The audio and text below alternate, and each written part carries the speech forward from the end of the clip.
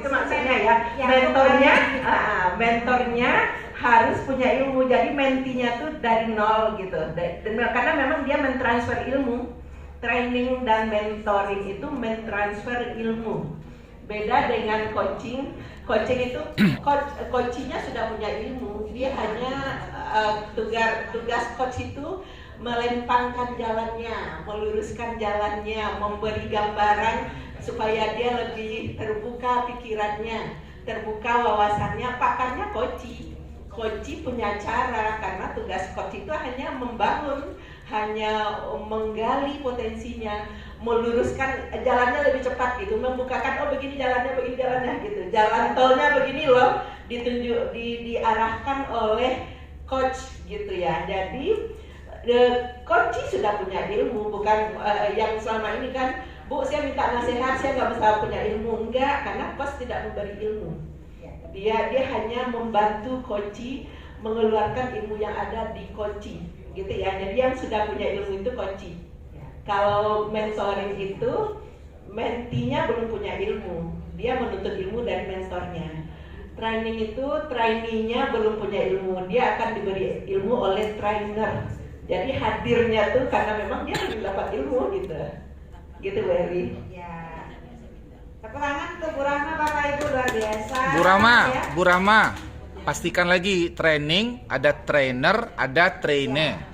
Ada menti, ada mentoring, ada mentor, ada menti.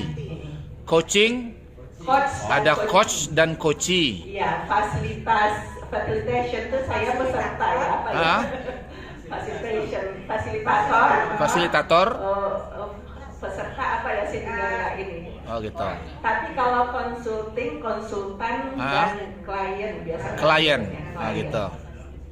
Jadi dengan pola sekarang Ibu Eli membuat bagan kayak begini, kita bisa tahu dari sudut keilmuannya gitu, kompetensi keilmuan. Jadi menjadi coach itu tidak harus pakar, nggak perlu, hanya butuh keterampilan coach. Oh gitu. Tidak harus, coach saya dosen ini. Jangan takut. Saya hanya membukakan jalan. Biar aja dia pakar, saya nggak pakar. Tapi saya membukakan jalan, sama yang saya sebut tadi. Dia minta coaching, saya apa judulnya? Membuat blog pendidikan. Bayangkan ilmu saya. Jadi saya hanya begitu. Jadi nanti saya pernah lakukan ya. Blognya tuh rubriknya seperti apa, dijelaskannya detail, bisa diakses dari mana, bagaimana rubriknya, ibu butuh siapa nih, yang dia tak terpikir jadi terpikir, harus begini, siapa yang akan ibu hubungi, siapa tim ibu, saya ini detail, kira-kira ibu punya kekuatan apa, disebutnya lah, punya kelemahan apa ibu, saya malas, bagaimana kemampuan ibu menghilangkan rasa malas, mampu dia menghilangkan rasa malas, kapan waktunya, detail Bapak Ibu, dia bisa melempangkan jalannya. Pakarnya dia, pakarnya. Saya nggak pakar, saya tidak mentransfer ilmu. Itu jadi coach ya, tidak mentransfer ilmu. Beda kalau mentor. Mentor itu betul-betul mengajar mentinya, seniornya, dia ilmu. Kayak individual apa gitu. Beda kalau training itu, kalau saya maksudnya bersama-sama ya training, tapi kalau mentor itu membimbing gitu ya, membimbing bawahnya ke apakah ya yang dia lebih pakar. Saya di coaching ini, saya di mentor loh, di mentor selama sebulan oleh coach, diajar begini caranya. Kemudian saya di coach juga, di coaching juga gitu. Jadi ada coach mentor, kalau di saya ada coach mentor, itu mentor saya gitu. Saya punya mentor dalam coaching. Jadi itu bedanya ya. Saya punya mentor, saya punya, jadi memang mentor, ada saatnya kita butuh mentor, kita butuh coach, ada saatnya saya butuh mentor, yang saya butuhkan itu senior saya. Kalau butuh mentor ya, orang yang lebih dari saya belajar dari dia, itu mentor saya.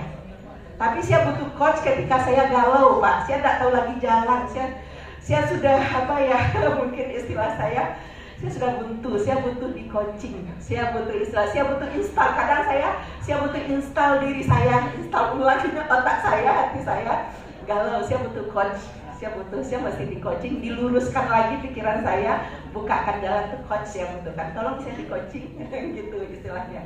Kalau saya nggak punya uang, saya ikut training dong, Karena saya nggak punya pengetahuan seperti ini, mungkin saya nggak punya pengetahuan, saya ikut training. Kalau konsultasi, konsultan betul antara keduanya, saya klien. Nah mungkin bedanya dengan coaching itu tidak bicara tentang masa lalu, tidak bicara tentang masalah, menyingkirkan masalah. Beda dengan konsultasi BK itu ya, itu kan membahas masalah. Coaching tidak membahas masalah, menghindari masalah, nggak bicara masalah, bicara tentang masa depan. Itu bedanya Pak Prima. Iya. Berarti ketika ada kepala sekolah ngomong kayak kita kemarin itu masalah Pak siapa namanya Pak Bambang. Ya. Oh, sekolahnya jelek segala macam itu gimana anunya? Kan itu sudah masa lalu. Mungkin ketika kita pertama menanyakan apa topik kita, dia akan bicara tentang semua permasalahannya, ada masalah Pak? Enggak. Tapi bukan itu, kita nanti bicara masa depan.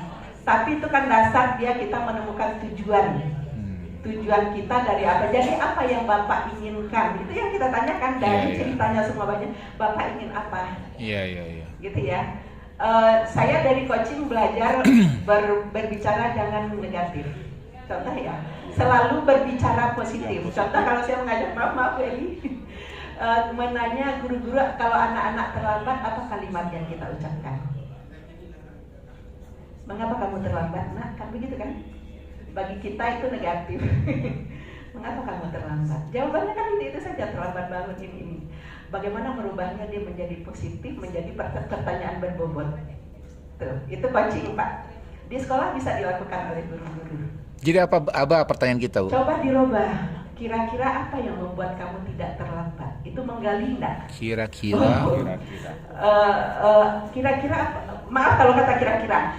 Apa yang membuat kamu tidak terlambat? Kira-kira. Kalau dirubah bagaimana? Apa yang membuat kamu bisa datang cepat?